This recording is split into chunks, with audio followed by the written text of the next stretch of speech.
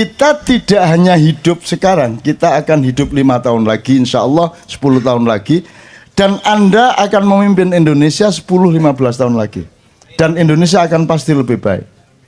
Dan mereka yang sekarang menguasai Anda tidak dengan mudah seperti mereka menguasai pemimpin-pemimpinmu hari ini. Mereka sekarang hamba sahaya dari dragon-dragon, tapi Anda bukan hamba sahaya. Anda adalah manusia Indonesia baru. Bagaimana mungkin Anda tidak percaya diri? Maka generasi yang kadang bukan generasi minder seperti bapak-bapakmu sekarang, bukan generasi yang rendah dan tidak punya derajat seperti bapak-bapakmu yang memerintah sekarang. Kamu bukan pemerintah yang hamba sahaya, kamu subjek, kamu adalah fa'il, kamu adalah pemimpin dari dunia. Saya ingin mengatakan sama Anda ini usianya itu disebut usia milenial. Usia Anda ini 20 katakanlah ya, naik turun dikit sampai 30 naik turun sedikit. Ya. Dia sama saya jiwanya yang milenial. Kecenderungannya adalah nasionalisme Anda lebih tinggi dari para kakak maupun bapak Anda. Ini hasil penelitian. Nomor 2, kesolehan sangat penting bagi Anda. Itulah sebabnya Anda kumpul di sini dan makin banyak orang berkumpul seperti ini. Harap Anda tahu ma'iyahan di mana saja, rutin maupun tidak rutin, yang datang adalah anak-anak muda yang usia milenial itu begitu banyak, sehingga Anda jangan terlalu mengandalkan pemerintahan sekarang sampai 5 tahun, 10 tahun ke depan. Jadi Anda harus punya, kalau mau memperjuangkan sesuatu, Anda harus tahu bahwa oke, untuk 2 tahun ke depan perolehannya paling segini, tapi saya sudah set up untuk ada perolehan kemaslahatan yang lebih tinggi, tapi membutuhkan waktu lebih panjang. Anda harus punya paling tidak 3 jangka. Nah, yang memimpin sekarang ini adalah orang-orang usia yang sudah tidak sama-sama Anda. Disiplinnya, akuntansinya, kesadarannya, kepekaannya. Mereka punya web, mereka masuk internet juga, tapi cara berpikir mereka masih pra-internet. Mereka bisa IT juga dikit-dikit, tapi cara berpikir mereka belum IT. Anda ini sudah manusia IT. Anda sudah memiliki disiplin yang agak berbeda dengan mereka. Anda lihat, pedagang-pedagang, pengusaha-pengusaha muda, entrepreneur muda, itu sekarang usianya 16, 17, 18, yang jual tahu bulat itu anak-anak sangat remaja. Jadi kita akan punya Indonesia masa depan insya Allah lebih bagus karena manusianya. Satu, kesolehan penting bagi mereka. Nomor 2, nasionalismenya lebih tinggi. Nomor 3, entrepreneurship-nya lebih tinggi daripada kakak dan bapak mereka. Dan mereka inilah orang-orangnya. Jadi saya tidak menghitung yang sekarang-sekarang ini. Kalau sekarang ini kan sudah, coba yang bisa bikin puisi terlanjur judulnya. Udah apa saja kasih kata terlanjur. Tinggal kamu daftar. Ngerti nggak maksud saya? Apa wes? Bagaimana keadaanmu sekarang? Ya, terlanjur. Gimana gubernurmu? Ya, terlanjur. Presidenmu? Ya, terlanjur. Pokoknya semua. Gimana ibadahmu selama ini? Ya, terlanjur, kacau kemarin. Nah, kita tidak hanya hidup sekarang, kita akan hidup 5 tahun lagi, insya Allah 10 tahun lagi. Dan Anda akan memimpin Indonesia 10-15 tahun lagi. Dan Indonesia akan pasti lebih baik. Dan mereka yang sekarang menguasai Anda tidak dengan mudah seperti mereka menguasai pemimpin-pemimpinmu hari ini.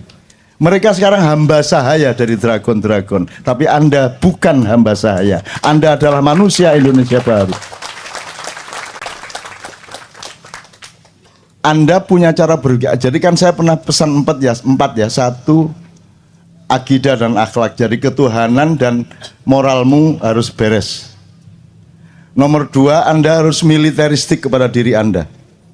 Berani kerja keras, berani kurang tidur, dan Anda saya latih toh untuk tidak tidur. Ya toh?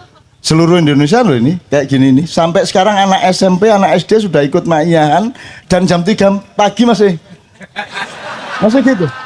Anak SD. Ya, Anda lihat sendiri di mana-mana, di Gresik, di Malang, di mana begitu. Anda Kopassus Anda dan jaga. Anda Anda punya jiwa militer kepada dirimu sendiri, tapi Anda adalah penyayang kepada orang lain. Itu ya, itu syarat yang kedua. Syarat ketiga, Anda harus paham akuntansi. Anda harus punya muhasabah. Anda punya perhitungan berbeda dengan kemarin. Sekarang anak-anak masih kuliah sudah bisa kaya raya melalui bisnis online, melalui ada inovasi-inovasi baru, panganan macam-macam. Baru-baru semua, betul enggak? Ono kodok campur gatul, ono wah semua macam-macam. Walah wis wah makanan baru macam-macam. Itu jangan dilihat makanannya, dilihat bahwa ada gejala kreativitas baru pada anak-anak muda. Dan itu di mana-mana, Mas. Di mana-mana, Mas. Anda ke Jogja sekarang, itu perkembangannya 3-4 kali lipat dibanding 5 tahun yang lalu. Karena anak-anak muda. Makanya saya senang ketemu Anda supaya saya tidak terlalu ketinggalan zaman. Dan saya sedang ngecek diriku, kalau aku masih kompatibel padamu, berarti aku masih tidak saya nggak kudet.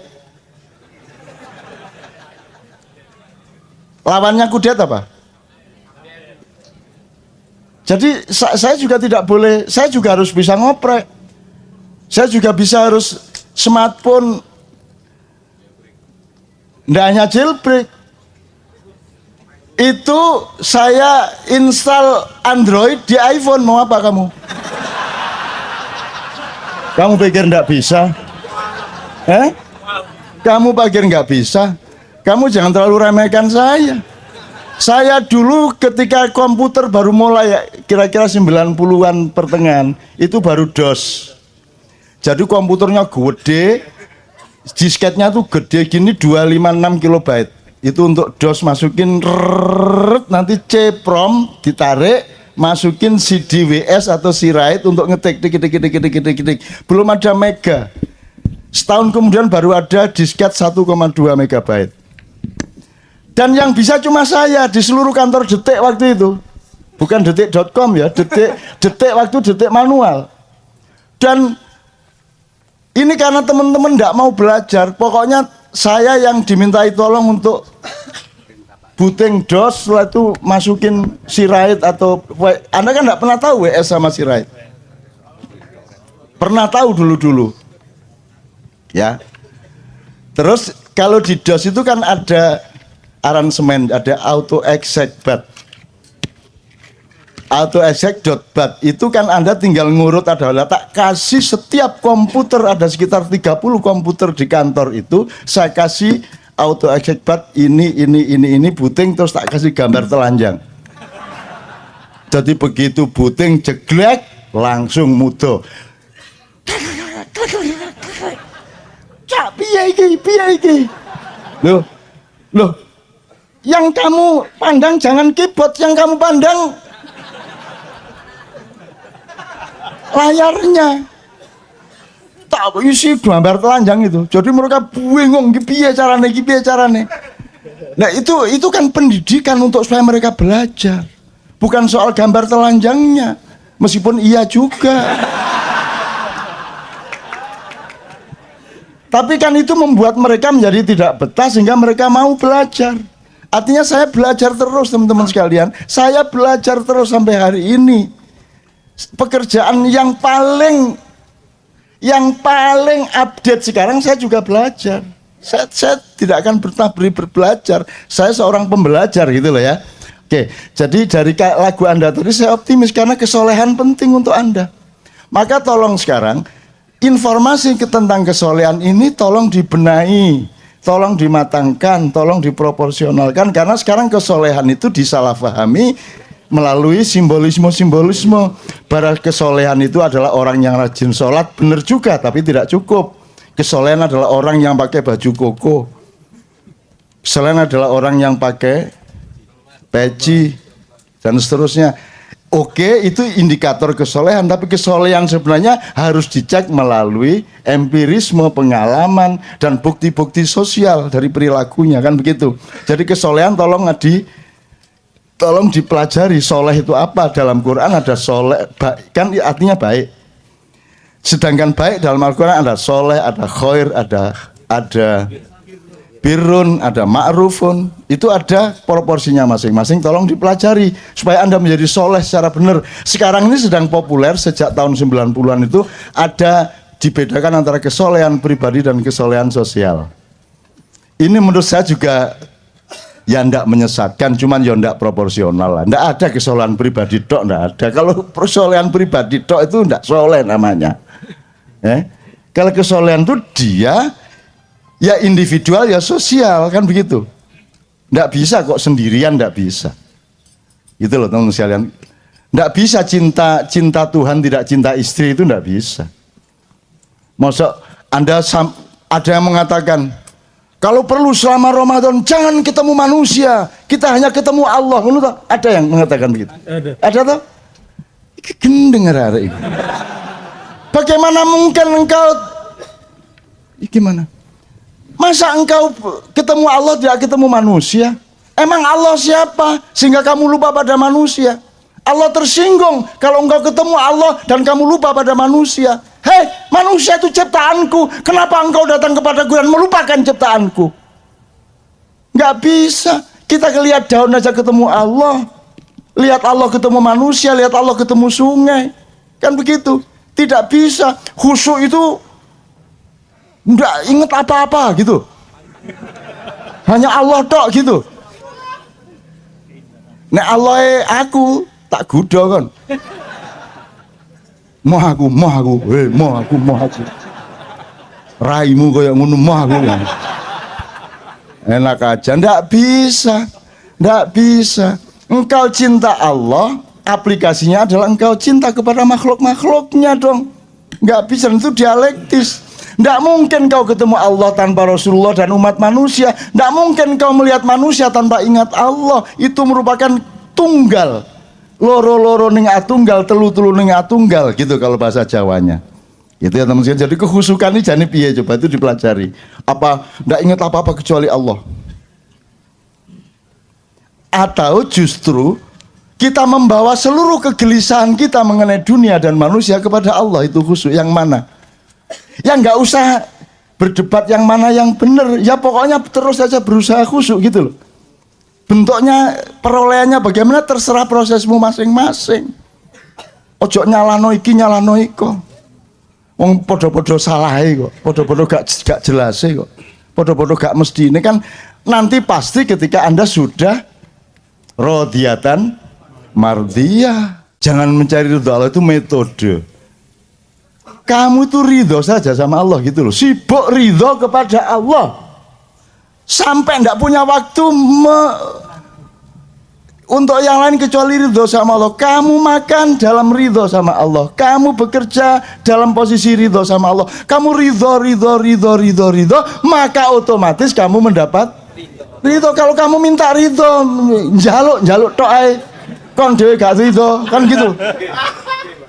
Bener nggak? Kamu ridho saja sama Allah, sibuk dengan ridho kepada Allah. Apapun yang kamu lakukan, tetapkan keridhoanmu kepada Allah. Ya Allah, aku lapar, tapi aku ridho kepadamu.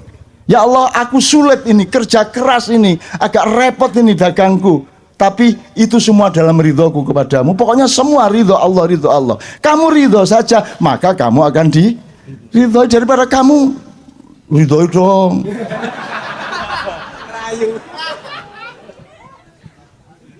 Ngerayu kayak orang Madura, sing Madura, Gusti Allah dirayu-rayu sampai niku. Tidak saya teruskan, nanti habis waktunya. Oke, bisa mereka. Sudahlah, orang yang bisa sekolahkan apa saja mereka bisa melakukan. Makanya pendidikan kurang bagus sebenarnya tidak terlalu masalah untuk bangsa Indonesia, karena Anda punya bakat yang luar biasa. Anda ini aksani takwim nomor 1 di seluruh dunia. Gitu loh, tenanan ini. Tentara Indonesia itu di seluruh dunia kalau tugas internasional disukai semua penduduk di sana. Karena tentara Indonesia tidak hanya pinter perang, menembak dan berkelahi, mereka pinter ngomong anak, mereka pinter ngeliwet, iso nyewoki bayi, iso dandani genteng, mereka bisa apa saja. Selawatan pinter, betul enggak? Tentara Indonesia, orang Indonesia penuh bakat. Dan karena tidak ada manajemen yang menyadari penuhnya bakat Anda itu, akhirnya terjadi dismanajemen. Saking akeh kemampuannya, akhirnya tidak jelas yang mana yang dilakukan. Akhirnya kalah sama bangsa yang hanya punya satu bakat, tapi tekun dengan bakatnya. Itu kalau kamu kan ini bisa, itu bisa, akhirnya ndak tekun semuanya. Nah sekarang tentukan dirimu masing-masing di mana. Kalau pakai cara Jogja, jalan yang pertama sebelum Anda mencapai keraton adalah dari Tugu ke ke rel. Itu namanya marga utama. Tentukan keutamaan hidupmu apa. Bisnis apa? Anda menjadi akuntan, Anda menjadi guru, Anda menjadi petani. Tentukan dirimu sejak usiamu sekarang ini. Jangan terlalu bertele-tele. Terus kerja keras. Kalau Anda sudah menemukan keutamaan hidupmu, baru Anda mulai menguji dirimu dalam kerja yang namanya Malioboro. Dadio wali sing ngumboro. Jadilah waliullah yang mengembarai kehidupan. Ngelmu kui kelakone ganti laku, itu bukan berarti karena ilmumu itu baru bermanfaat kalau kamu melakukan. Enggak, maknanya enggak gitu. Kamu itu dapat ilmu karena kamu melakukannya. Kalau ilmu yang kamu terima dari transfer data di sekolah itu bukan ilmu, itu hanya pengetahuan, dan itu bisa browsing tiap hari. Kamu kuliah 6 tahun tuh sekarang tuh browsing 2 jam udah selesai. Betul enggak? Betul enggak? Jadi ngelmu kuwi kelakone kanthi laku itu artinya ilmumu itu benar-benar ilmu kalau kamu sudah melatih dengan pengalamanmu. Baru kamu mendapatkan ilmu yang sebenarnya. Gitu loh. Jadi kamu tahu nikah itu tidak dari buku. Nikah adalah. Ya udah nggak bisa-bisa kamu. Wes langsung diudani wes. Baru oh ngene ya. Ngene, waduh gak bian-bian ya. Oke Mas ya, jelas oke. Jadi saya bukan gede-gedein hati Anda. Karena memang sudah sewajarnya hati Anda besar untuk masa depan. Jangan mengandalkan 1-2 tahun ini. Anda masih kalah, sebentar lagi tidak ada masalah. Tidak ada masalah. Emang cuman sekarang hidup. Anda masih punya adik, masih punya anak. Terus perjuangan kita akan sangat panjang. Dan jangan tanyakan cinta kita kepada Indonesia. Kita tidak dibayar siapa-siapa, tidak pakai sponsor. Kita kumpul tiap bulan dan di mana-mana mayan tiap malam karena cinta kepada Indonesia. Adakah lembaga-lembaga di DKI yang bisa bikin seperti ini? Andaikan bikin berapa biayanya sekali? Sekali saja. Dan ini sudah 16 tahun. Jadi jangan ada yang mengatakan kalau orang-orang Kenduri Cinta tidak cinta kepada Indonesia. Dipateni kon suwe-suwe. Wis diewangi angkot adane ya. Diewangi ndodok gak jelas kudu ngoyo ditahan adane. Kurang apa cinta Anda kepada Indonesia? Dan katakanlah Anda tidak punya kesempatan teknis di wilayah politik. Anda jangan pikir Allah tidak bekerja untukmu. Anda jangan pikir bahwa ada ekosistem alam yang bekerja untukmu. Ini semua adalah persembahanmu untuk masa depan. Dan engkau akan mendapatkan buah-buah dari prihatinmu seperti ini. Jangan khawatir. Kamu pikir saya mendapatkan apa dalam hidup saya? Saya tidak pernah mencari pendapatan apapun, tapi saya tekun terus-menerus, disiplin terus-menerus, dan saya mendapatkan semua yang tidak pernah saya harapkan, melebihi dari impian-impian saya sendiri. Maka saya tidak cari Lailatul Qadar. Ini Lailatul Qadar. Ini sekarang ini. Loh bagaimana ada orang ngumpul segini banyak? Hujan tidak pulang, jam 2 malam dan tidak berhenti. Itu duduk basah itu. Betul enggak? Ini bukan Lailatul Qadar. Bukan Quran ini kayak gini nih. Ini ajaib. Betul enggak? Loh, andaikan pun enggak ada KC pun yang enggak ajaib dari hidupmu apa? Yang enggak ajaib apa? Kok kamu punya hidung? Ajaib enggak? Ajaib. Kok berhenti pertumbuhanmu? Kan kalau normal memuai terus. Kok berhenti? Kok ada yang berhenti 12 cm, ada 15 cm? Ajaib enggak? Enggak ajaib. Kok masih cari keajaiban? Apa yang tidak ajaib dari dirimu, wahai anak-anakku? Bercerminlah engkau, tataplah wajahmu. Itu semua keajaiban Allah Subhanahu wa taala. Betul enggak? Apa? Jadi kalau Lailatul Qadar terus kamu ngene. Malaikat teko, goblok kan. Dijundu. Apanya yang enggak ajaib itu? Anda ada itu kan ajaib toh? Betul enggak? Wong hasilnya enggak ada kok. Kok Anda ada itu kan ajaib. Gitu loh. Dan Anda tidak gemuk seperti Arya. Itu kan ajaib toh? Loh, ada orang makan banyak enggak gemuk, ada orang makan dikit gemuk. Ajaib apa tidak? Saya tuh selalu bayangin, hanya saya paling suka dulu kelaminmu itu. Kalau Allah tidak nggak nyetop, lah gitu aja.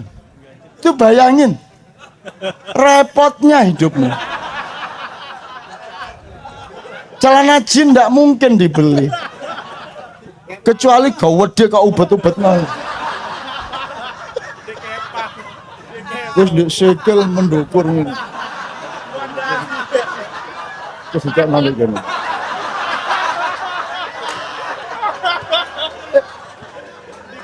Ajaib kan? Ya Allah, kalau ada hambamu yang tidak bisa merasakan betapa ajaib semuanya ini, ya Allah, bukalah hatinya, bukalah pikirannya, supaya mereka merasakan betapa semuanya itu tidak ada yang tidak ajaib. Jadi aku tidak meminta apa-apa, ya Allah, aku kasih rasa syukur saja terhadap keajaibanmu yang luar biasa setiap saat aku rasakan. Ngono lho, Rek. Jadi saya itu tiap hari bersyukur, menderita bersyukur, ajaib. Kok bisa ya rasa menderita ya? Ajaib itu. Rasa sakit itu baik apa buruk? Tapi kamu manggil nggak kalau sakit? Lah iya. Lah kalau Anda punya keseimbangan nilai hidup, maka kamu kan cepet inget loh, memang harus sakit. Bayangin kalau kamu nggak punya rasa sakit, ya toh? Bayangin kalau kamu mau kencing nggak terasa, mau beol nggak terasa. Coba, ajaib nggak bahwa kamu bisa merasakan mau buang air besar? Ajaib. Bayangin kalau si itu tak dihilangkan sama Allah. Moro-moro mulang di kelas ya tak telotok ya bang. Iya nek mulang di lana sidang kabinet. Lah kursi ini jembret cabenya. Jadi teman-teman sekalian sekarang ndak usah susah-susah toh, rasa syukur itu begitu mudahnya toh. Dan tiap saat kan kita bersyukur. Kan begitu. Oke.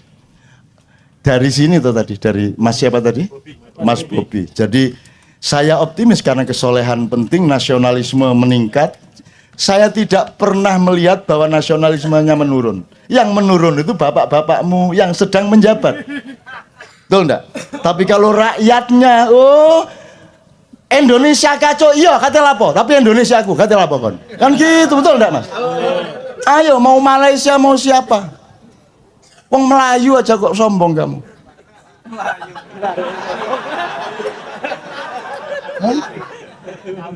Kabur. Ada dua macam Melayu, kabur atau Melayu.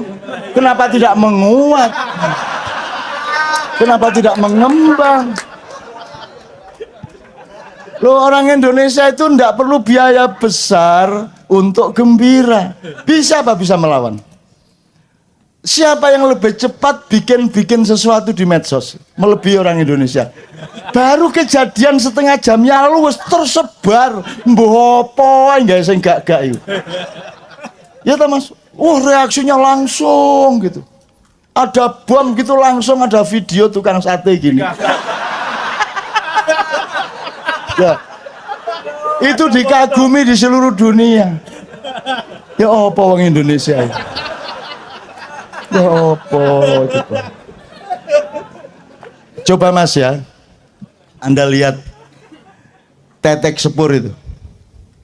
Tetek sepur itu apa? Simbangan rel sama jalan. Entah di Jakarta, kalau di Jogja atau di daerah itu Anda lihat, ini kan dua jalur. Di depan jalur, di depan pagar ini separuh-separuh apa penuh? Di sini kedua jalur penuh, di sini penuh. Teorinya tabrakan. Pernah tabrakan enggak? Coba lihat itu, setiap ada apa? Perlintasan kereta kan penuh. Begitu ini buka, jalan. Ini orang aneh ini Indonesia ini. Lo kok iso lo? Kok iso itu loh? Kalau lihat caranya motor, weng. Sudah jelas ini lampu merah ini bareng. Ini di kiri. Begitu hijau, seret ke sini. Betul enggak, Mas? Atau gini, seret. Apakah sakit jantung yang dilewati? Enggak. Biasanya dia juga begitu, enggak? Indonesia. Jadi kalau melihat kacaunya lalu lintas hidup di Indonesia yang tampak langsung di lalu lintas dan juga di birokrasi, juga di apa saja, seharusnya kan sudah tabrak Anda karu-karuan. Tapi angka kecelakaan lalu lintas di Indonesia sangat rendah. Kenapa? Karena manusianya ajaib. Itu saya tiap hari itu loh, kadang-kadang mimpi lah, iya ini dua jalur, kereta lewat, ini dua jalur. Begitu keretanya pergi, loh kok bisa ya? Kok bisa itu loh? Coba besok ya kamu lihat ya, loh kok bisa itu loh? Di mana-mana di seluruh dunia itu tabrakan, di sini enggak. Ada Allah, masya Allah. Jadi hati-hati ya, banyak jin di Indonesia, banyak yang ikut bekerja, banyak yang mensupport manusia. Kasihan rakyat ini, kasihan. Akhirnya jinnya, yo. Akhirnya jinnya ikut menyelamatkan. Oke, mudah-mudahan Anda terjawab juga. Artinya saya setuju, tidak ada masalah Anda berpendapat ini baik, itu baik dan seterusnya, monggo. Cuman nomor satu, benahi cara berpikirmu. Jadi 4 tadi satu, tolong ingat. Akidah ikhlak. Jadi hubunganmu sama Tuhan sama manusia secara moral beres. Nomor 2, militer kepada dirimu sendiri, cinta sayang kepada orang lain. Nomor 3, muhasabah, akuntansi, hitung semuanya secara tartil. Nomor 4, IT. Barang siapa menguasai IT, dia menguasai masa depan. Kamu belum menguasai IT, kamu masih menjadi konsumen IT sekarang. Betul enggak? Mulai sekarang kreatif, Anda harus jadi subjek, Anda harus yang ngatur, bukan Anda diatur. Seharusnya Facebook nanti ada yang baru lahir dari Indonesia. Gitu ya. Handphone itu yang paling laris di Indonesia, nanti pabriknya harus ada di Indonesia. Servis handphone itu, Anda pergi ke Helsinki dulu zaman Nokia, saya di sana, Finlandia, itu pusatnya Nokia. Anda pergi ke Seoul, Samsung. Anda pergi ke Silicon Valley, Anda pergi ke pusat-pusat handphone, itu cari tukang servis nggak ada. Di sini nih, sak dalan nih, 30. Ada yang sekolah? Ada yang kursus? Ada kursus servis handphone? Nggak ada, langsung bisa.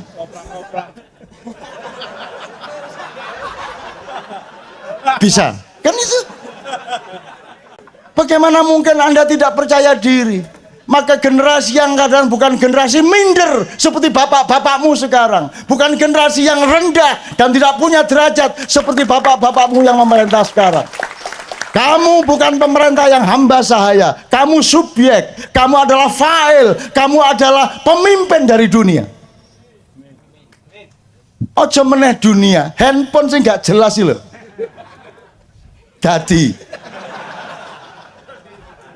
Jadi Jadi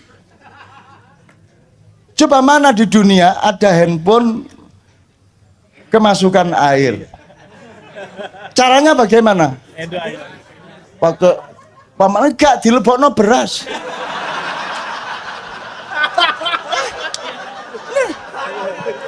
Dan itu sangat efektif.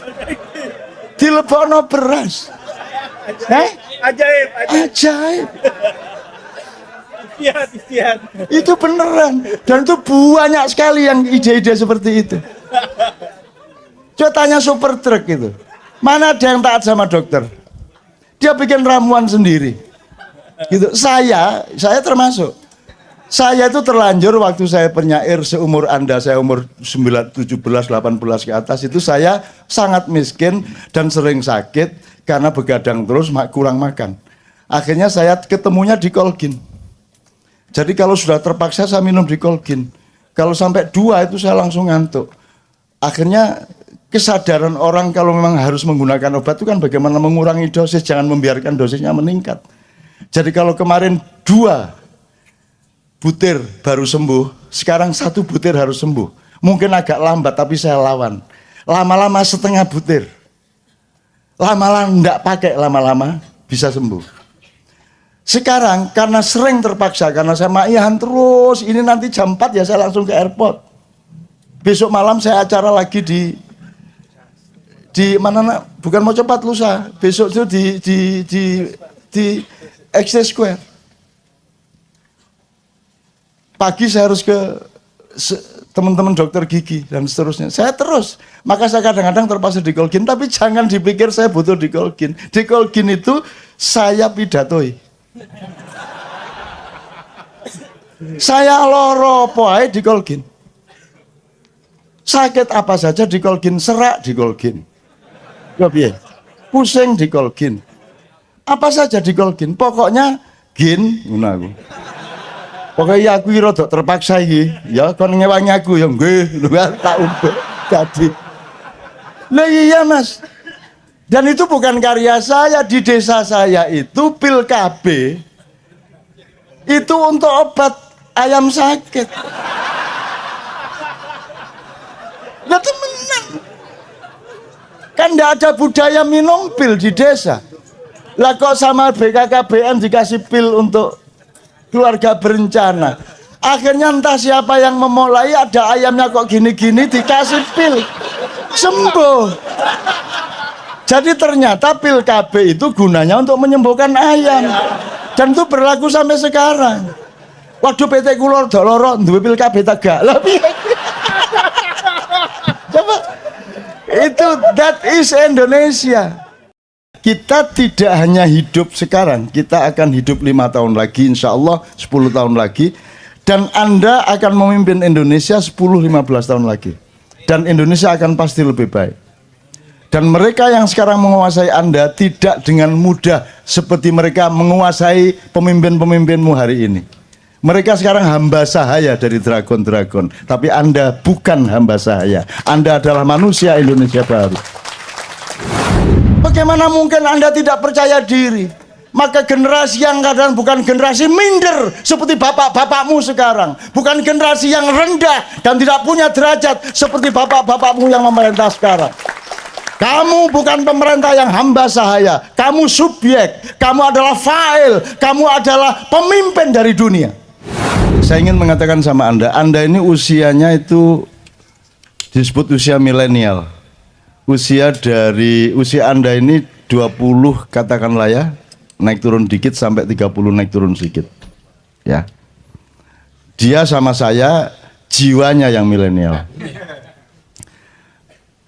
Kecenderungannya adalah nasionalisme Anda lebih tinggi dari para kakak maupun bapak Anda.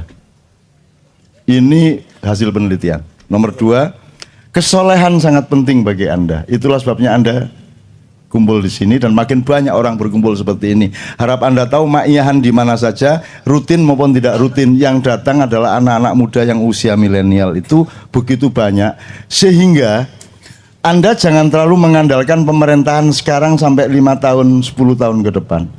Jadi Anda harus punya Kalau mau memperjuangkan sesuatu, Anda harus tahu bahwa oke, untuk 2 tahun ke depan perolehannya paling segini. Tapi saya sudah set up untuk ada perolehan kemaslahatan yang lebih tinggi, tapi membutuhkan waktu lebih panjang. Anda harus punya paling tidak 3 jangka. Nah, yang memimpin sekarang ini adalah orang-orang usia yang sudah tidak sama-sama Anda. Disiplinnya, akuntansinya, kesadarannya, kepekaannya. Mereka punya web, mereka masuk internet juga, tapi cara berpikir mereka masih pra-internet. Mereka bisa IT juga dikit-dikit, tapi cara berpikir mereka belum IT. Anda ini sudah manusia IT. Anda sudah memiliki disiplin yang agak berbeda dengan mereka. Anda lihat, pedagang-pedagang, pengusaha-pengusaha muda, entrepreneur muda, itu sekarang usianya 16, 17, 18, yang jual tahu bulat itu anak-anak sangat remaja. Jadi kita akan punya Indonesia masa depan insya Allah lebih bagus karena manusianya. Satu, kesolehan penting bagi mereka.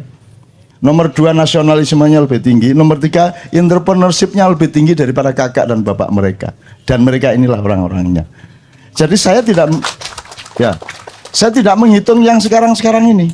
Yang sekarang ini kan sudah, coba yang bisa bikin puisi terlanjur judulnya. Udah apa saja kasih kata terlanjur. Tinggal kamu daftar. Ngerti nggak maksud saya?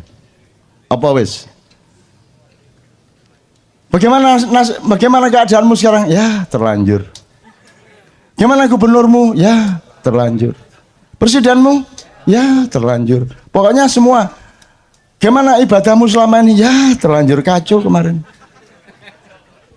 Nah, kita tidak hanya hidup sekarang, kita akan hidup 5 tahun lagi, insya Allah 10 tahun lagi. Dan Anda akan memimpin Indonesia 10-15 tahun lagi. Dan Indonesia akan pasti lebih baik. Dan mereka yang sekarang menguasai Anda tidak dengan mudah seperti mereka menguasai pemimpin-pemimpinmu hari ini. Mereka sekarang hamba sahaya dari dragon-dragon. Tapi Anda bukan hamba sahaya. Anda adalah manusia Indonesia baru.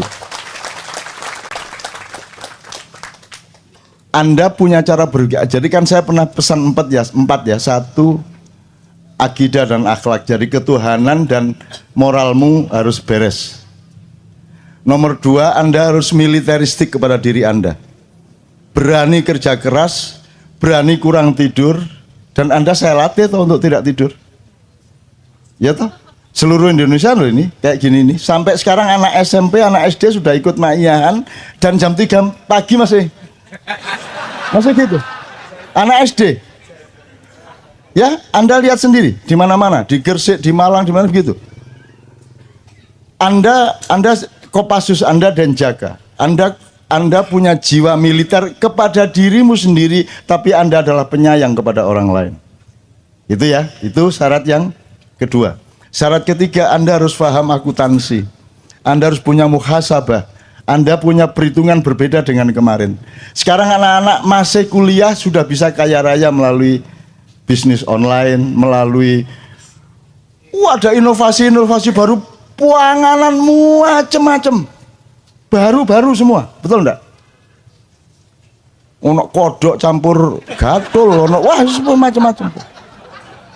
Wah, makanan baru macam-macam. Itu jangan dilihat makanannya, dilihat bahwa ada gejala kreativitas baru pada anak-anak muda. Dan itu di mana-mana, Mas. Di mana-mana, Mas. Anda ke Jogja sekarang, itu perkembangannya 3-4 kali lipat dibanding 5 tahun yang lalu. Karena anak-anak muda. Makanya saya senang ketemu Anda supaya saya tidak terlalu ketinggalan zaman. Dan saya sedang ngecek diriku, kalau aku masih kompatibel padamu, berarti aku masih saya nggak kudet. Lawannya kudet apa? Jadi saya juga tidak boleh, saya juga harus bisa ngoprek. Saya juga harus smartphone. Nggak hanya jailbreak. Itu saya install Android di iPhone, mau apa kamu? Kamu pikir nggak bisa? Kamu pikir nggak bisa? Kamu jangan terlalu remehkan saya. Saya dulu ketika komputer baru mulai ya, kira-kira 90-an pertengahan, itu baru DOS.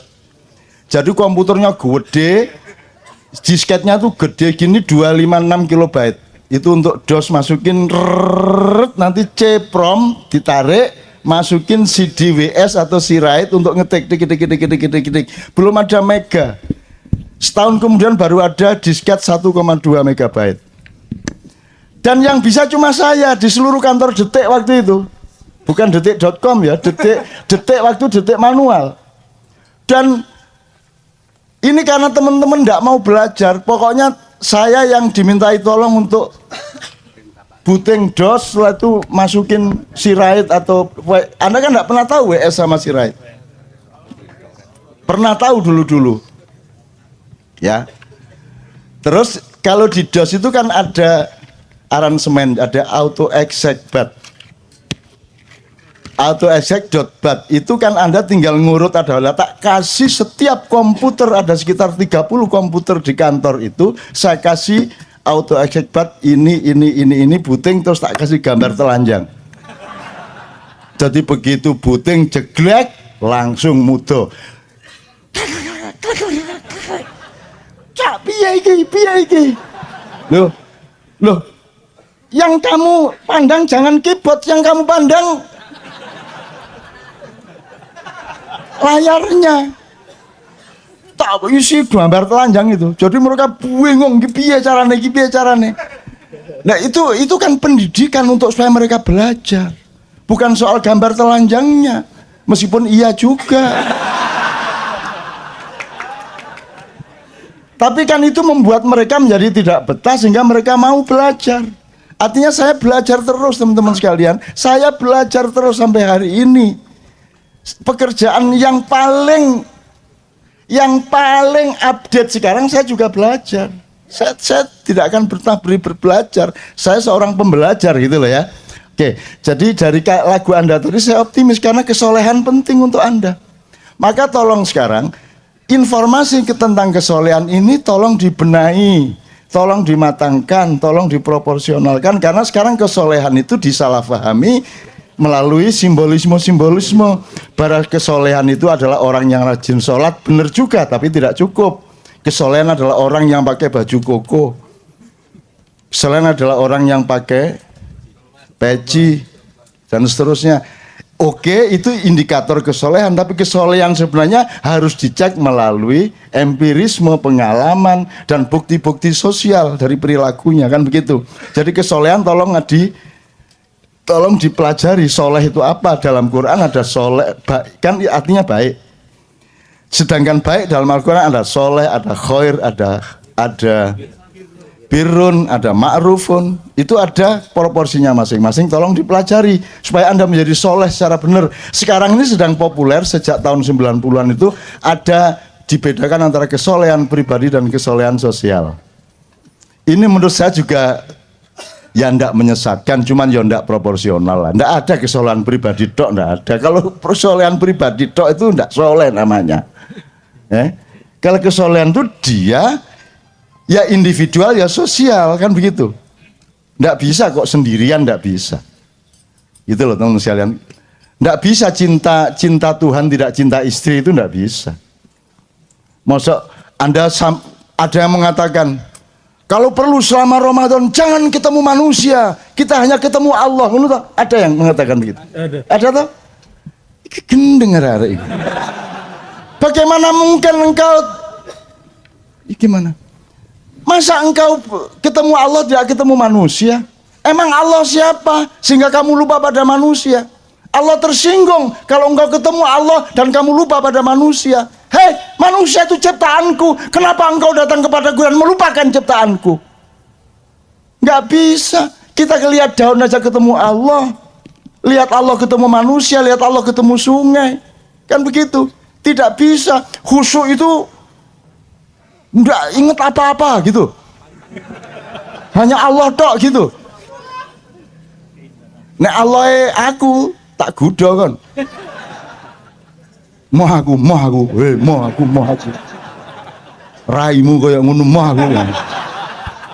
Enak aja, ndak bisa. Nggak bisa. Engkau cinta Allah, aplikasinya adalah engkau cinta kepada makhluk-makhluknya dong. Nggak bisa, itu dialektis. Nggak mungkin kau ketemu Allah tanpa Rasulullah dan umat manusia. Nggak mungkin kau melihat manusia tanpa ingat Allah. Itu merupakan tunggal. Loro-loro ning atunggal, telu-telu ning atunggal gitu kalau bahasa Jawanya. Itu ya teman-teman. Jadi kehusukan ini jane piye, coba itu dipelajari. Apa nggak ingat apa-apa kecuali Allah? Atau justru kita membawa seluruh kegelisahan kita mengenai dunia dan manusia kepada Allah, itu khusyuk. Yang mana? Ya nggak usah berdebat yang mana yang benar, ya pokoknya terus saja berusaha khusyuk gitu loh. Bentuknya, perolehannya bagaimana terserah prosesmu masing-masing. Ojo nyalano iki nyalano iko. Wong podo-podo salah kok, podo-podo gak jelas kok, podo-podo gak mesti. Ini kan nanti pasti ketika Anda sudah rodiyatan mardiyah. Jangan mencari ridho Allah, itu metode. Kamu itu ridho saja sama Allah gitu loh. Sibuk ridho kepada Allah sampai ndak punya waktu untuk yang lain kecuali ridho sama Allah. Kamu makan dalam ridho sama Allah. Kamu bekerja dalam posisi ridho sama Allah. Kamu ridho, maka otomatis kamu mendapat ridho. Kalau kamu minta ridho, jaluk tok ae. Kon dhewe gak ridho, kan gitu. Bener nggak? Kamu ridho saja sama Allah, sibuk dengan ridho kepada Allah. Apapun yang kamu lakukan, tetapkan keridhoanmu kepada Allah. Ya Allah, aku lapar, tapi aku ridho kepadamu. Ya Allah, aku sulit ini, kerja keras ini, agak repot ini dagangku, tapi itu semua dalam ridhoku kepadamu. Pokoknya semua ridho Allah. Kamu ridho saja, maka kamu akan diridhoi. Daripada kamu ridhoi dong.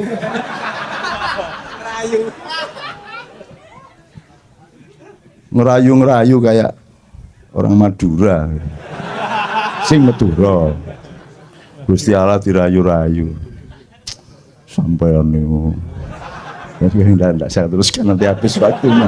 Oke, bisa mereka. Sudahlah, orang Indonesia sekolahkan apa saja mereka bisa melakukan.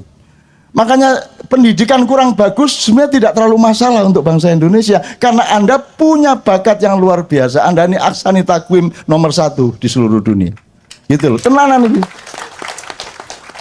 Tentara Indonesia itu di seluruh dunia kalau tugas internasional disukai semua penduduk di sana. Karena tentara Indonesia tidak hanya pinter perang, menembak dan berkelahi. Mereka pinter ngomong anak. Mereka pinter ngeliwet. Iso nyewoi bayi, iso dandani genteng, mereka bisa apa saja. Selawatan pinter, betul enggak? Tentara Indonesia, orang Indonesia penuh bakat. Dan karena tidak ada manajemen yang menyadari penuhnya bakat Anda itu, akhirnya terjadi dismanajemen. Saking akeh kemampuannya, akhirnya tidak jelas yang mana yang dilakukan. Akhirnya kalah sama bangsa yang hanya punya satu bakat, tapi tekun dengan bakatnya. Itu kalau kamu kan ini bisa, itu bisa, akhirnya ndak tekun semuanya. Nah sekarang tentukan dirimu masing-masing di mana. Kalau pakai cara Jogja, jalan yang pertama sebelum Anda mencapai keraton adalah dari Tugu ke ke rel. Itu namanya margo utomo. Tentukan keutamaan hidupmu apa. Bisnis apa? Anda menjadi akuntan, Anda menjadi guru, Anda menjadi petani. Tentukan dirimu sejak usiamu sekarang ini. Jangan terlalu bertele-tele. Terus kerja keras. Kalau Anda sudah menemukan keutamaan hidupmu, baru Anda mulai menguji dirimu dalam kerja yang namanya maliyoboro. Dadio wali sing ngumboro. Jadilah waliullah yang mengembarai kehidupan. Ngelmu kui kelakone ganti laku, itu bukan berarti karena ilmumu itu baru bermanfaat kalau kamu melakukan. Enggak, maknanya enggak gitu. Kamu itu dapat ilmu karena kamu melakukannya. Kalau ilmu yang kamu terima dari transfer data di sekolah itu bukan ilmu, itu hanya pengetahuan, dan itu bisa browsing tiap hari. Kamu kuliah 6 tahun tuh sekarang tuh browsing 2 jam udah selesai. Betul enggak? Betul enggak? Jadi ngelmu kuwi kelakone kanthi laku itu artinya ilmumu itu benar-benar ilmu kalau kamu sudah melatih dengan pengalamanmu. baru kamu mendapatkan ilmu yang sebenarnya. Gitu loh. Jadi kamu tahu nikah itu tidak dari buku. Nikah adalah. Ya udah nggak bisa kamu. Wes langsung diudani wes. Baru ngene ya. Ngene, waduh gak biyen-biyen ya. Oke Mas ya, jelas oke. Jadi saya bukan gede-gedein hati Anda. Karena memang sudah sewajarnya hati Anda besar untuk masa depan. Jangan mengandalkan 1-2 tahun ini. Anda masih kalah sebentar lagi tidak ada masalah. Tidak ada masalah. Emang cuman sekarang hidup. Anda masih punya adik, masih punya anak. Terus perjuangan kita akan sangat panjang. Dan jangan tanyakan cinta kita kepada Indonesia. Kita tidak dibayar siapa-siapa, tidak pakai sponsor. Kita kumpul tiap bulan dan di mana-mana mayan tiap malam karena cinta kepada Indonesia. Adakah lembaga-lembaga di DKI yang bisa bikin seperti ini? Andaikan bikin berapa biayanya sekali? Sekali saja. Dan ini sudah 16 tahun. Jadi jangan ada yang mengatakan kalau orang-orang Kenduri Cinta tidak cinta kepada Indonesia. Dipateni kon suwe-suwe. Wis diewangi angkot adane ya. Diewangi ndodok gak jelas kudu ngoyo ditahan adane. Kurang apa cinta Anda kepada Indonesia? Dan katakanlah Anda tidak punya kesempatan teknis di wilayah politik. Anda jangan pikir Allah tidak bekerja untukmu. Anda jangan pikir bahwa ada ekosistem alam yang bekerja untukmu. Ini semua adalah persembahanmu untuk masa depan. Dan engkau akan mendapatkan buah-buah dari prihatinmu seperti ini. Jangan khawatir. Kamu pikir saya mendapatkan apa dalam hidup saya? Saya tidak pernah mencari pendapatan apapun, tapi saya tekun terus-menerus, disiplin terus-menerus, dan saya mendapatkan semua yang tidak pernah saya harapkan, melebihi dari impian-impian saya sendiri. Maka saya tidak cari Lailatul Qadar. Ini Lailatul Qadar. Ini sekarang ini. Loh bagaimana ada orang ngumpul segini banyak? Hujan tidak pulang, jam 2 malam dan tidak berhenti. Itu duduk basah itu. Betul enggak? Ini bukan Lailatul Qadar. Bukan Quran ini kayak gini nih. Ini ajaib. Betul enggak? Loh, andaikan pun enggak ada KC pun yang enggak ajaib dari hidupmu apa? Yang enggak ajaib apa? Kok kamu punya hidung? Ajaib enggak? Ajaib. Kok berhenti pertumbuhanmu? Kan kalau normal memuai terus. Kok berhenti? Kok ada yang berhenti 12 cm, ada 15 cm? Ajaib enggak? Enggak ajaib. Kok masih cari keajaiban? Apa yang tidak ajaib dari dirimu, wahai anak-anakku? Bercerminlah engkau, tataplah wajahmu. Itu semua keajaiban Allah Subhanahu wa taala. Betul enggak? Apa? Jadi kalau Lailatul Qadar terus kamu ngene. Malaikat teko, goblok kan. Dijundu. Apanya yang enggak ajaib itu? Anda ada itu kan ajaib toh? Betul enggak? Wong aslinya enggak ada kok. Kok Anda ada itu kan ajaib. Gitu loh. Dan Anda tidak gemuk seperti Arya.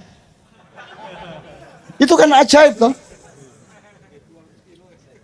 Loh, ada orang makan banyak enggak gemuk, ada orang makan dikit gemuk. Ajaib apa tidak? Saya tuh selalu bayangin, saya paling suka dulu kelaminmu itu. Kalau Allah tidak enggak nyetop, lah gitu aja. Itu bayangin repotnya hidupmu. Celana jin tidak mungkin dibeli, kecuali gawede kau ubat-ubat mau. Terus di sekel mendukur ini. Terus tidak malu gini.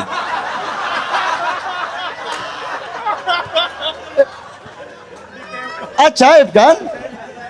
Ya Allah, kalau ada hambamu yang tidak bisa merasakan betapa ajaib semuanya ini, ya Allah, bukalah hatinya, bukalah pikirannya, supaya mereka merasakan betapa semuanya itu tidak ada yang tidak ajaib.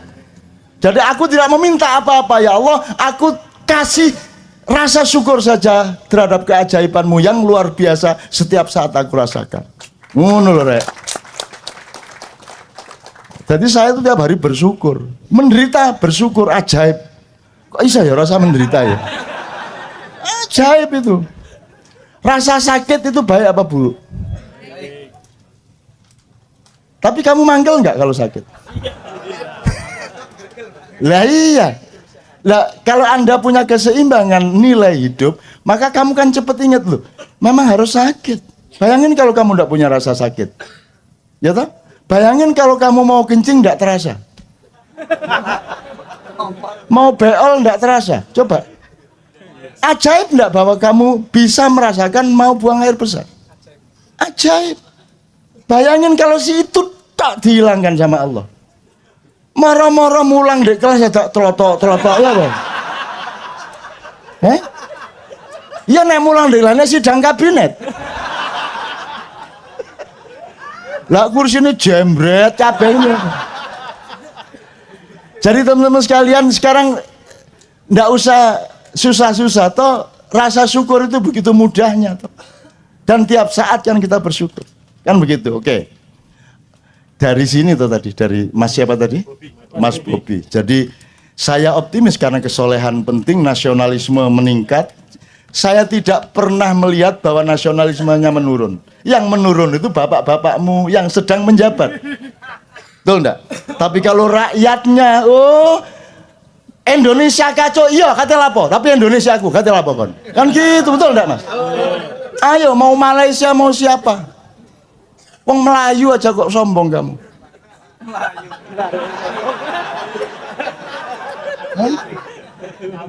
Kabur. Ada dua macam Melayu, kabur atau Melayu. Kenapa tidak menguat? Kenapa tidak mengembang? Loh, orang Indonesia itu tidak perlu biaya besar untuk gembira. Bisa apa bisa melawan? Siapa yang lebih cepat bikin sesuatu di medsos? Melebihi orang Indonesia. Baru kejadian setengah jam yang lalu tersebar. Mbah apa enggak sing gak-gak itu. Ya ta Mas? Reaksinya langsung gitu. Ada bom gitu langsung ada video tukang sate gini.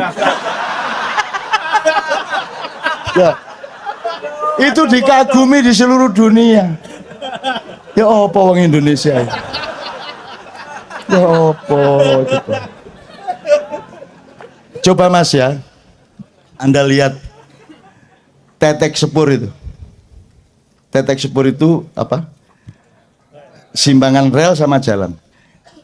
Entah di Jakarta, kalau di Jogja atau di daerah itu Anda lihat ini kan dua jalur. Di depan jalur, di depan pagar ini separuh apa penuh?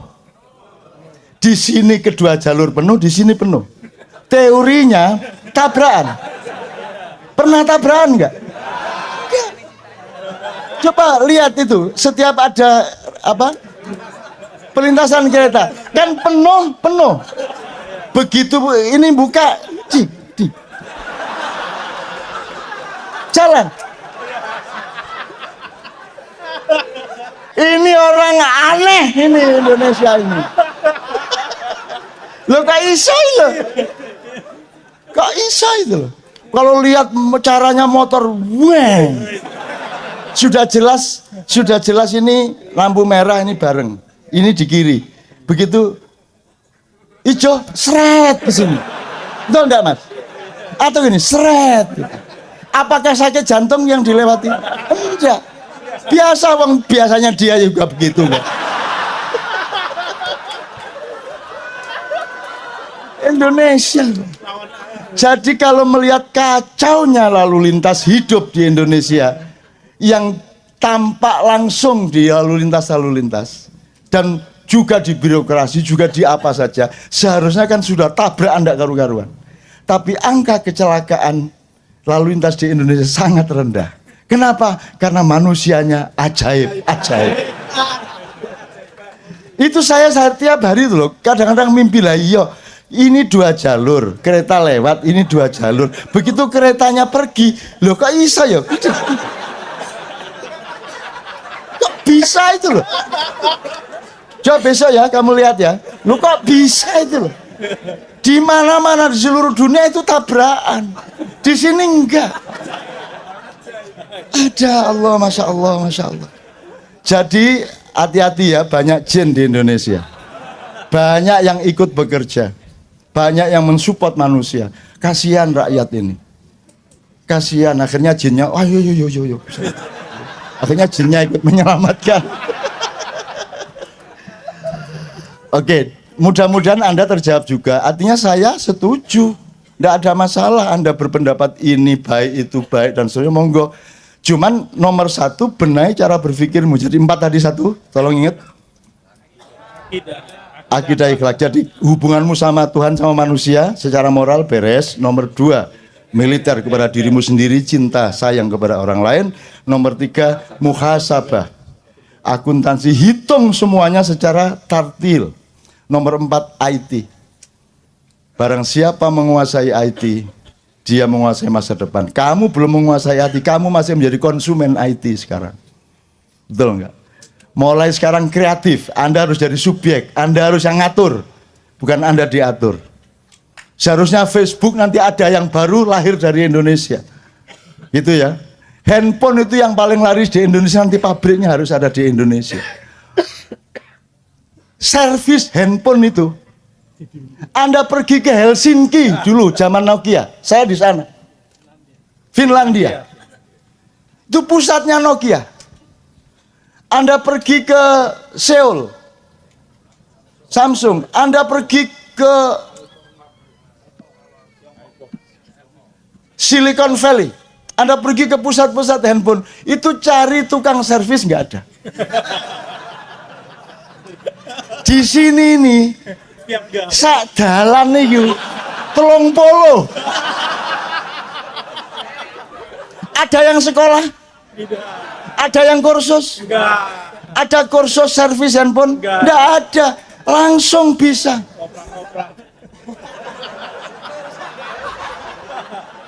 Bisa, kan itu. Bagaimana mungkin Anda tidak percaya diri? Maka generasi yang kadang bukan generasi minder seperti bapak-bapakmu sekarang, bukan generasi yang rendah dan tidak punya derajat seperti bapak-bapakmu yang memerintah sekarang. Kamu bukan pemerintah yang hamba sahaya, kamu subjek, kamu adalah fa'il, kamu adalah pemimpin dari dunia. Ojo meneh dunia, handphone sih nggak jelas sih loh.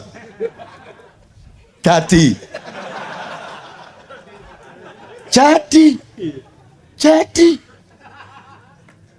coba mana di dunia ada handphone kemasukan air? Caranya bagaimana? Waktu paman enggak dilebokno beras.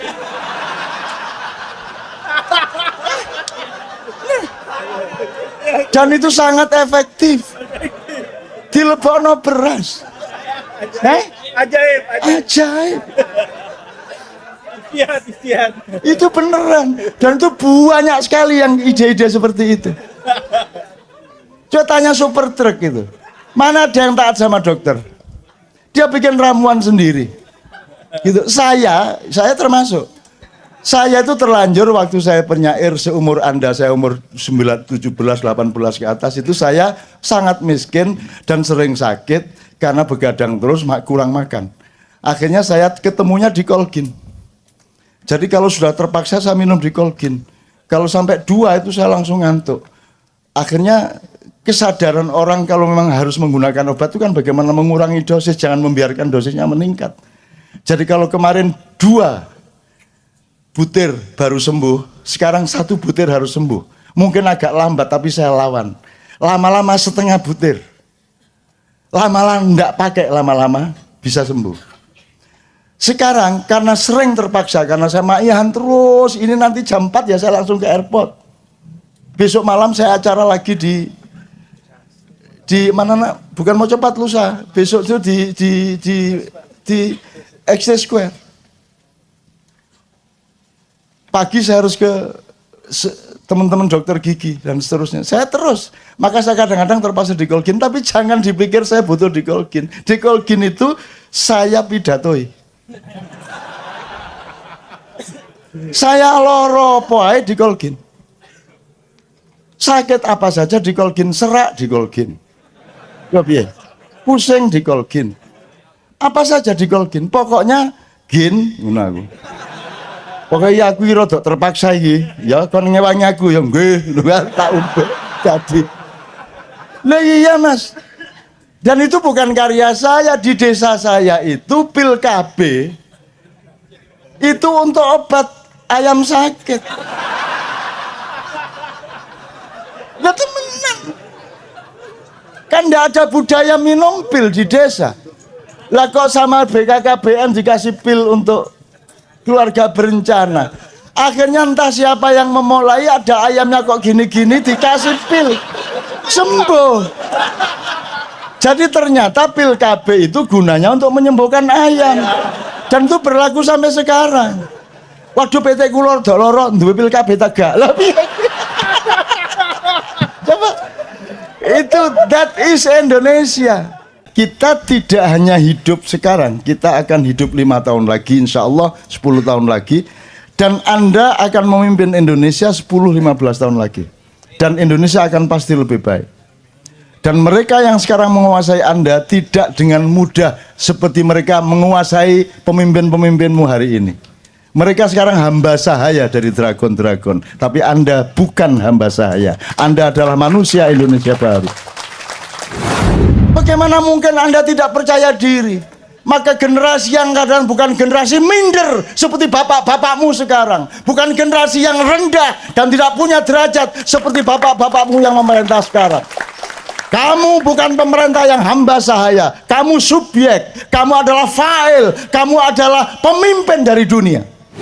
Saya ingin mengatakan sama Anda ini usianya itu disebut usia milenial. Usia Anda ini 20 katakanlah ya, naik turun dikit sampai 30 naik turun sedikit. Ya. Dia sama saya jiwanya yang milenial. Kecenderungannya adalah nasionalisme Anda lebih tinggi dari para kakak maupun bapak Anda. Ini hasil penelitian. Nomor 2, kesolehan sangat penting bagi Anda. Itulah sebabnya Anda kumpul di sini dan makin banyak orang berkumpul seperti ini. Harap Anda tahu ma'iyahan di mana saja, rutin maupun tidak rutin, yang datang adalah anak-anak muda yang usia milenial itu begitu banyak, sehingga Anda jangan terlalu mengandalkan pemerintahan sekarang sampai 5 tahun, 10 tahun ke depan. Jadi Anda harus punya, kalau mau memperjuangkan sesuatu, Anda harus tahu bahwa oke, untuk 2 tahun ke depan perolehannya paling segini. Tapi saya sudah set up untuk ada perolehan kemaslahatan yang lebih tinggi, tapi membutuhkan waktu lebih panjang. Anda harus punya paling tidak 3 jangka. Nah, yang memimpin sekarang ini adalah orang-orang usia yang sudah tidak sama-sama Anda. Disiplinnya, akuntansinya, kesadarannya, kepekaannya. Mereka punya web, mereka masuk internet juga, tapi cara berpikir mereka masih pra-internet.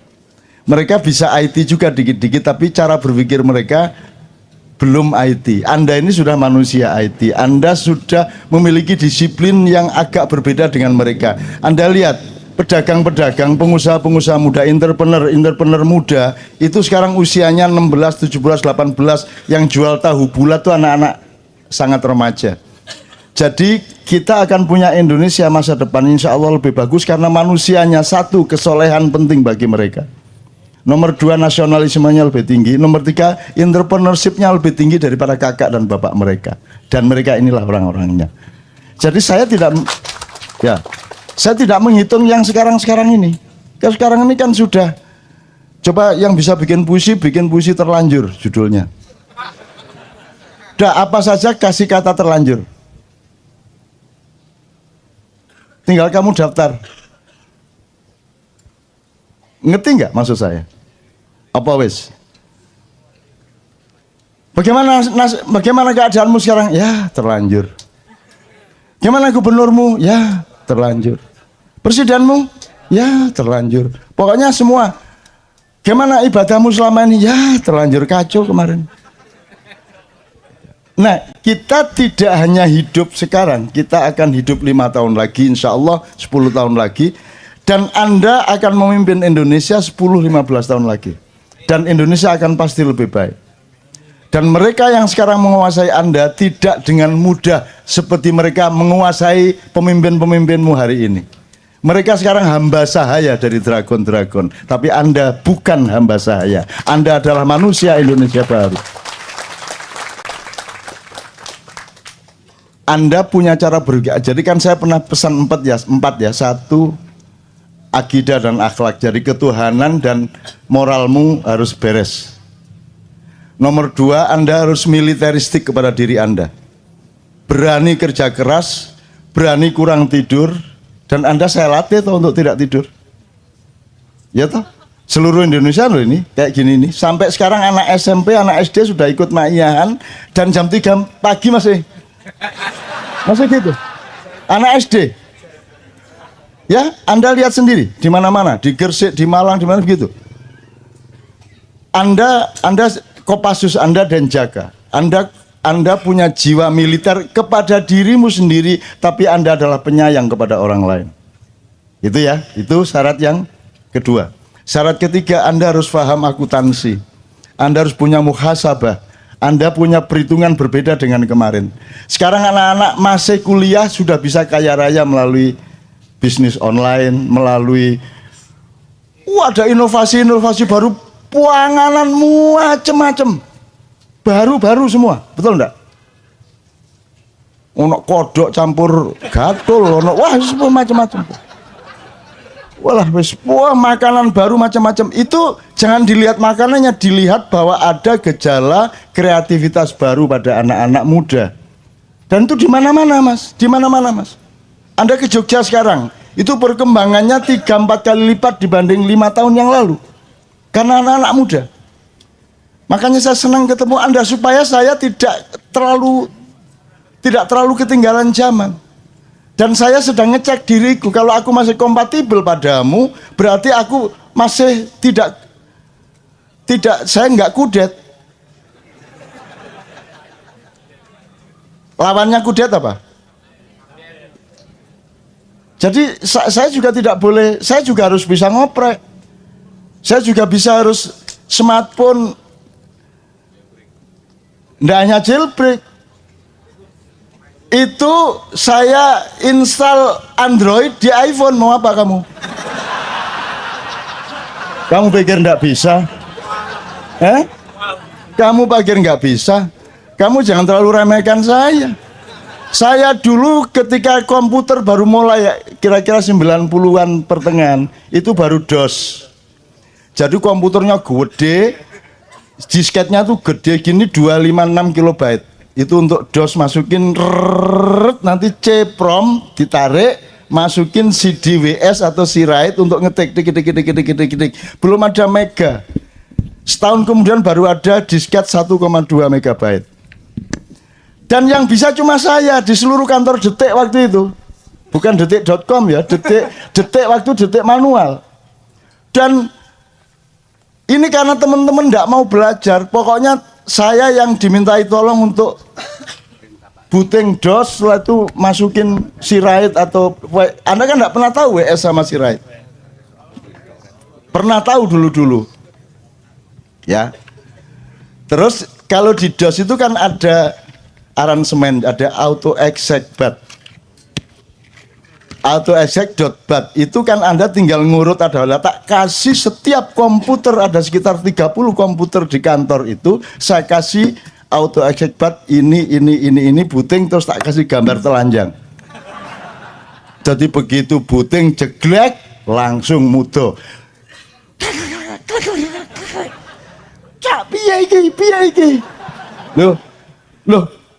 Yang kamu pandang jangan keyboard, yang kamu pandang layarnya.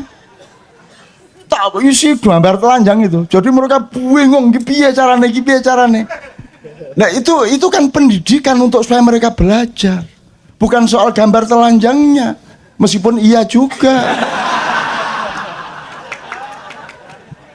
Tapi kan itu membuat mereka menjadi tidak betah sehingga mereka mau belajar. Artinya saya belajar terus teman-teman sekalian. Saya belajar terus sampai hari ini. Pekerjaan yang paling update sekarang saya juga belajar. Saya tidak akan belajar. Saya seorang pembelajar gitu loh ya. Oke, jadi dari lagu Anda tadi saya optimis karena kesolehan penting untuk Anda.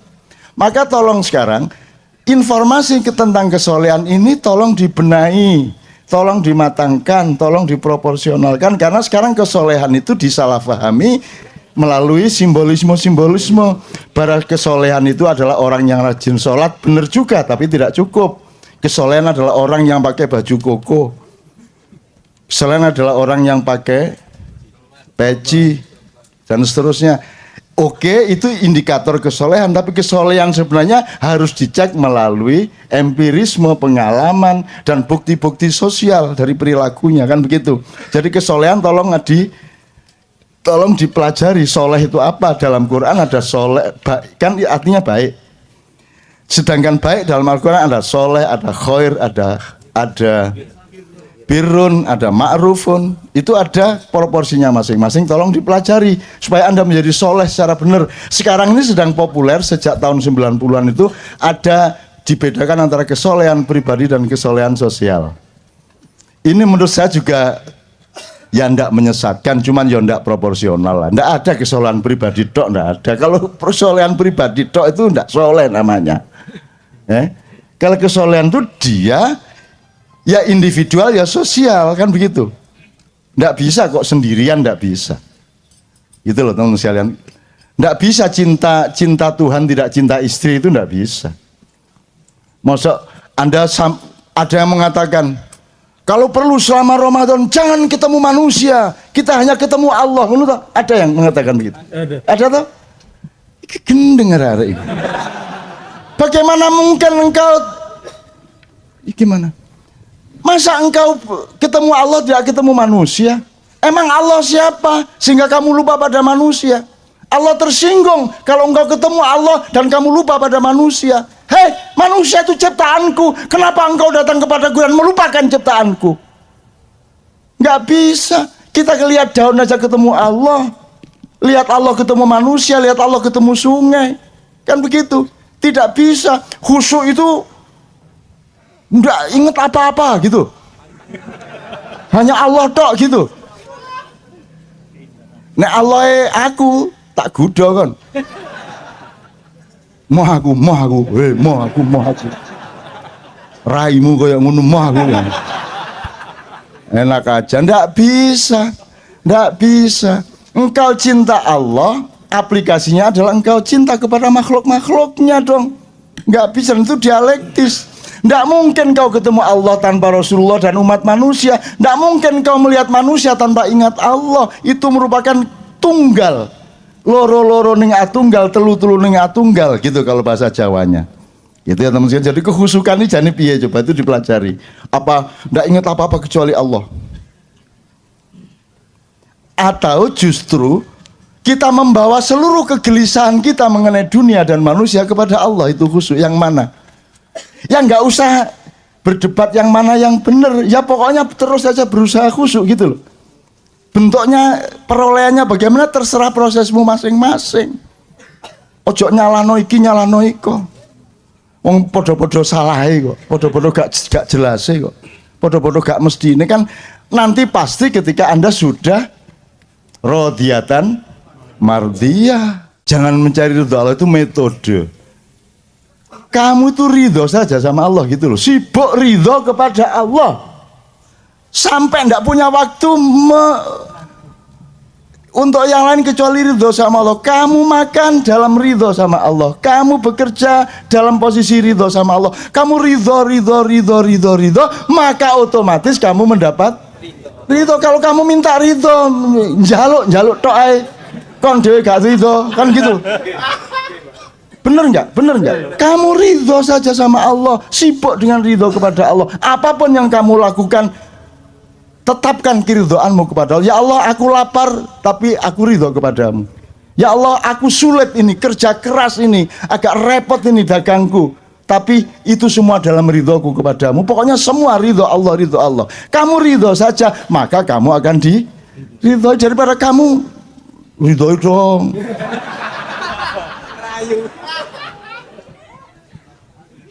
Ngerayu kayak orang Madura. Sing Madura. Gusti Allah dirayu-rayu. Sampai niku. Tidak saya teruskan nanti habis waktunya.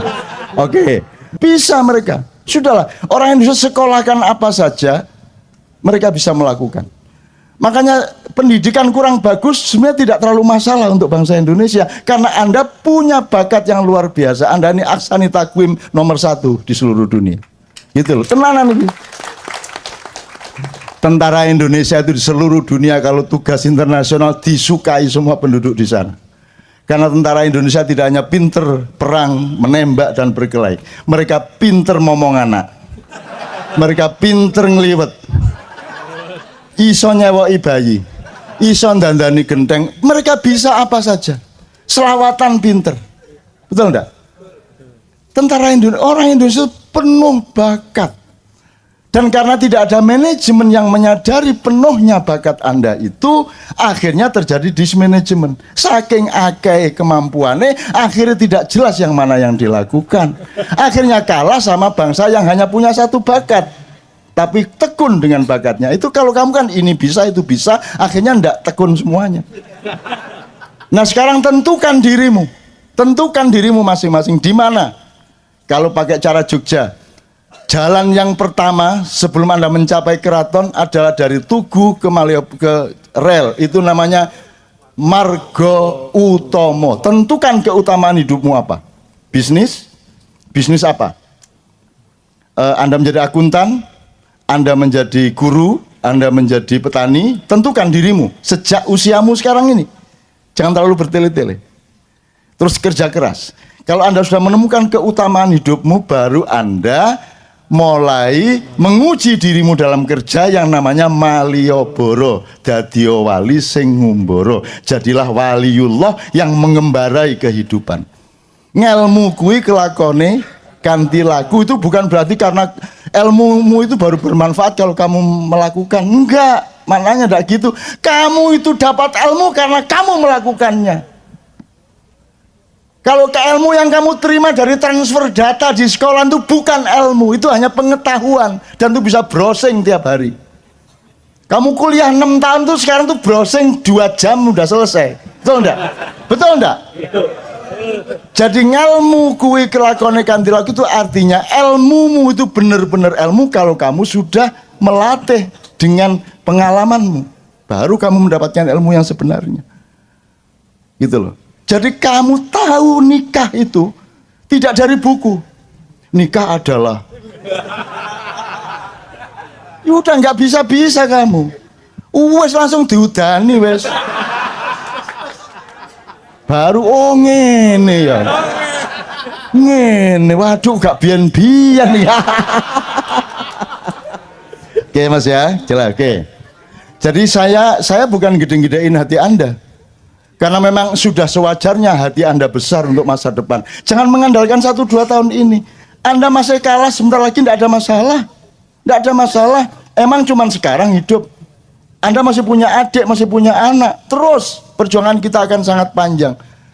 Dan jangan tanyakan cinta kita kepada Indonesia. Kita tidak dibayar siapa-siapa, tidak pakai sponsor. Kita kumpul tiap bulan dan di mana-mana mayan tiap malam karena cinta kepada Indonesia. Adakah lembaga-lembaga di DKI yang bisa bikin seperti ini? Andaikan bikin berapa biayanya? Sekali saja. Dan ini sudah 16 tahun. Jadi jangan ada yang mengatakan kalau orang-orang Kenduri cinta tidak cinta kepada Indonesia. Dipateni kon suwe-suwe. Wis diewangi angkot adane ya. Diewangi ndodok gak jelas kudu ngoyo ditahan adane. Kurang apa cinta Anda kepada Indonesia? Dan katakanlah Anda tidak punya kesempatan teknis di wilayah politik. Anda jangan pikir Allah tidak bekerja untukmu. Anda jangan pikir bahwa ada ekosistem alam yang bekerja untukmu. Ini semua adalah persembahanmu untuk masa depan, dan engkau akan mendapatkan buah-buah dari prihatinmu seperti ini. Jangan khawatir. Kamu pikir saya mendapatkan apa dalam hidup saya? Saya tidak pernah mencari pendapatan apapun, tapi saya tekun terus menerus, disiplin terus menerus, dan saya mendapatkan semua yang tidak pernah saya harapkan, melebihi dari impian-impian saya sendiri. Maka saya tidak cari Lailatul Qadar. Ini Lailatul Qadar. Ini nih sekarang ini. Loh, bagaimana ada orang ngumpul segini banyak? Hujan tidak pulang, jam 2 malam dan tidak berhenti. Itu duduk basah itu. Betul enggak? Ini bukan Lailatul Qadar. Bukan Quran ini kayak gini nih. Ini ajaib. Betul enggak?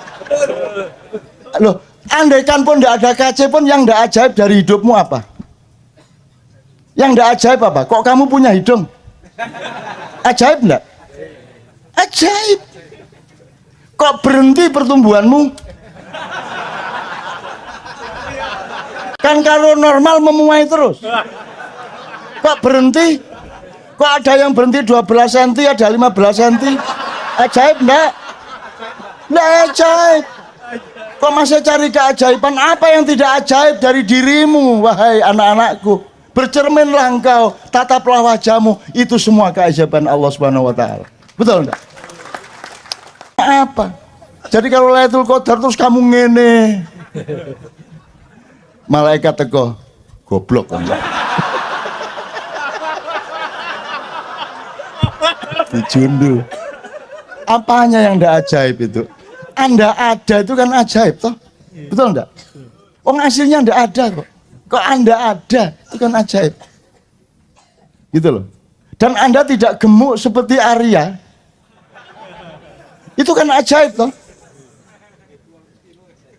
Loh, ada orang makan banyak enggak gemuk, ada orang makan dikit gemuk.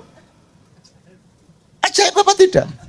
Saya tuh selalu bayangin, hanya sampai suka dulu, kelaminmu itu kalau Allah tidak enggak nyetop, udah gitu aja.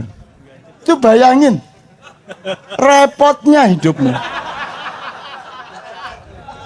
Celana jin tidak mungkin dibeli, kecuali gawede kau ubat-ubat mau. Terus di sekel mendukur ini. Terus tidak nangis gini.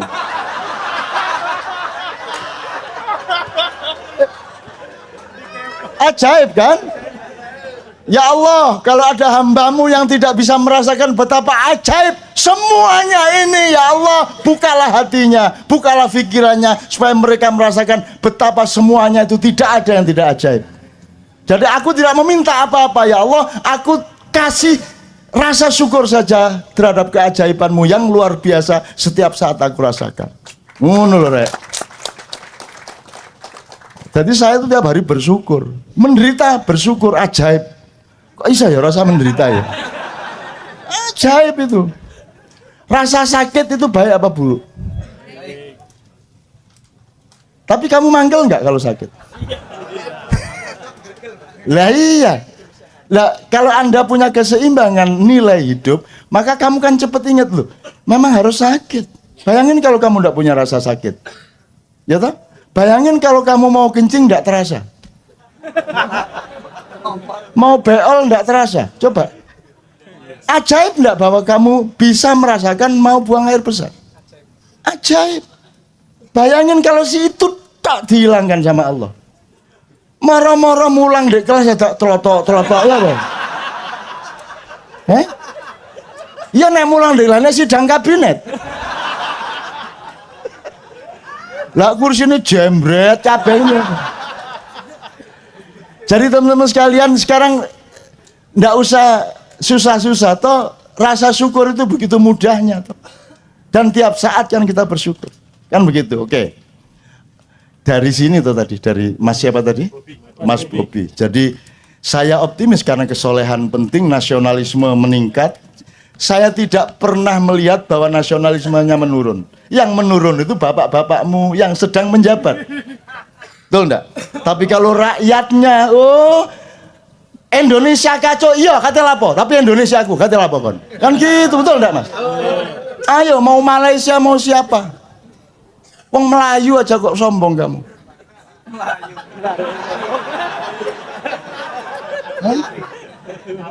Kabur.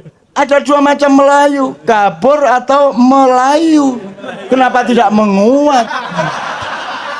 Kenapa tidak mengembang? Loh, orang Indonesia itu tidak perlu biaya besar untuk gembira. Bisa apa bisa melawan? Siapa yang lebih cepat bikin sesuatu di medsos melebihi orang Indonesia? Baru kejadian setengah jamnya lalu tersebar mbopo enggak sing gak itu. Ya ta Mas? Reaksinya langsung gitu. Ada bom gitu langsung ada video tukang sate gini. Ya. Itu dikagumi di seluruh dunia. Ya apa wong Indonesia ya? Ya apa gitu. Coba Mas ya, Anda lihat tetek sepur itu. Tetek sepur itu apa? Simbangan rel sama jalan. Entah di Jakarta, kalau di Jogja atau di daerah, itu Anda lihat, ini kan dua jalur. Di depan jalur, di depan pagar ini separuh-separuh apa penuh? Di sini kedua jalur penuh, di sini penuh. Teorinya tabrakan. Pernah tabrakan enggak?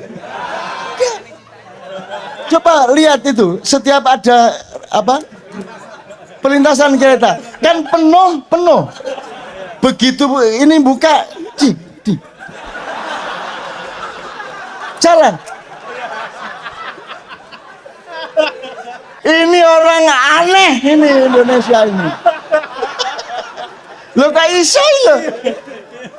Kok iso itu? Kalau lihat caranya motor, wah. Sudah jelas ini lampu merah ini bareng. Ini di kiri. Begitu hijau, seret ke sini. Betul enggak Mas? Atau ini seret.